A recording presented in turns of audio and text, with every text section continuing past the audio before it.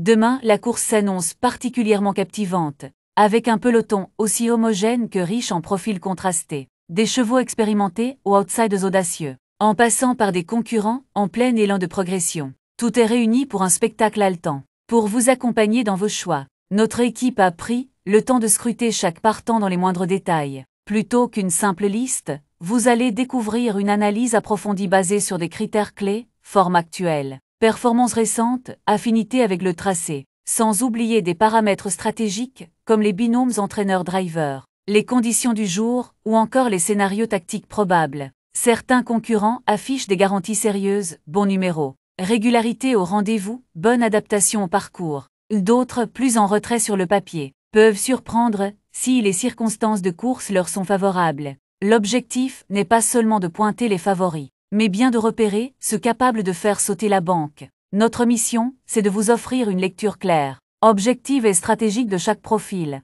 pour vous aider à éviter les faux pas et optimiser vos tickets. Que vous débutiez dans le turf ou que vous soyez un parieur aguerri, cette analyse vous donnera des repères fiables et concrets. Alors prenez place, tendez l'oreille, et suivez-nous dans ce décryptage complet. Dans un quintet plus aussi ouvert, chaque détail peut faire la différence. Place maintenant à notre analyse complète, et à nos sélections exclusives du jour.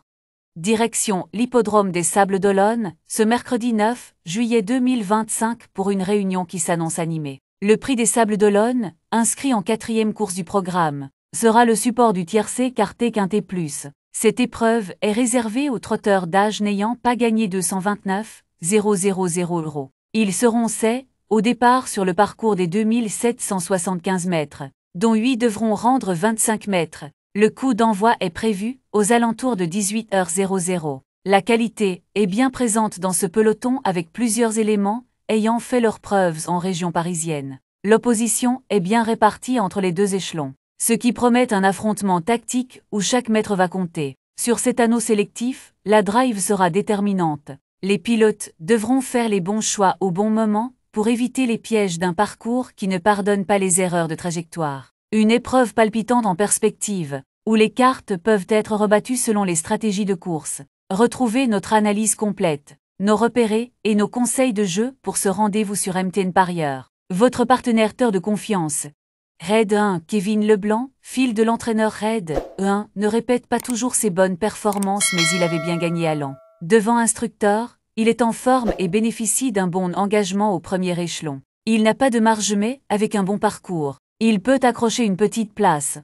Geating 2, Morgan Blow, driver Geating 2 ne trouve pas des tâches faciles. Il travaille bien le matin, mais il restera ferré face à cette opposition relevée. Il prépare une course en amateur plus tard, vous pouvez l'écarter.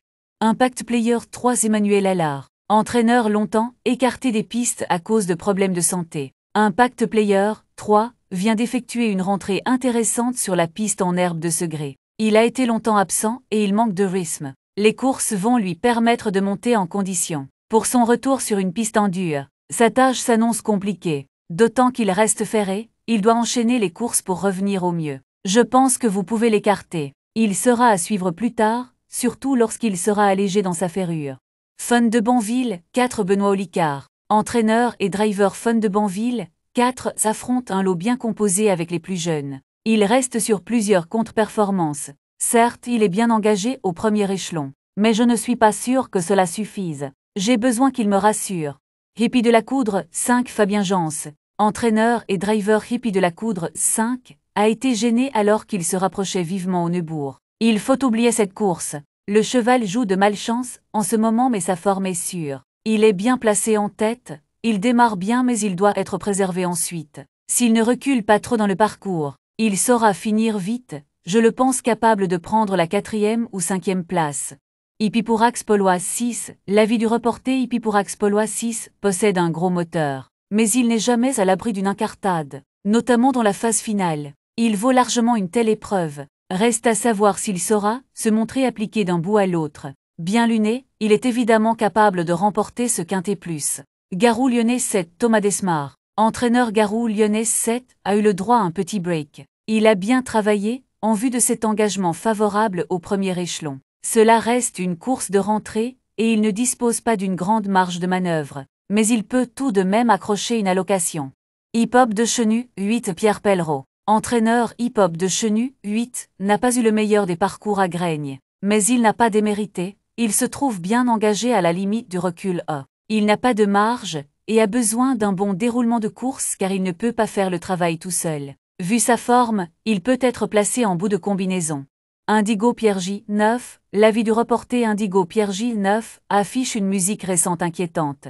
Mais il a déjà brillé dans des lots plus relevés. En revanche, le fait qu'il reste ferré est embêtant, étant donné qu'il n'a plus fini dans les 5 premiers ainsi, depuis août 2021. Le retenir ou non est une affaire d'impression. Historique dès 10 James Le Bouteiller, entraîneur et driver dernièrement à Vichy. Historique dès 10, était bien parti mais son driver l'a précipité et il a fait la faute. C'est dommage car derrière, il avait l'air bien. Je le laisse ferrer cette fois car il n'a pas de bon pied et je ne peux pas le déferrer. Il aura 4 halus de 30 grammes et il a déjà bien fait dans cette configuration. Il est en forme et va faire sa course. Il a tout à fait le droit de terminer 4e ou 5e. Ironget on Bastien Michardière. Entraîneur Ironget, 11, a 2 parcours dans les jambes et monte en puissance. Il s'est montré fautif à plusieurs reprises lors de sa dernière course à Jalais et, sans sa faute dans le dernier tournant, il aurait participé à l'arrivée. Il arrive en belle forme pour cette course. Il doit rendre la distance et courir caché. Mais je trouve qu'il revient à son meilleur niveau. Si tout se déroule bien, il doit pouvoir se réhabiliter. Humberland 12 Aurélie Germain. Entraîneur Humberland 12 reste sur une très belle 2e place à Vincennes. Le départ reste son talon d'Achille. Mais le cheval est en forme et l'opposition est moins relevée que la dernière fois. Même s'il doit rendre la distance, je compte sur lui.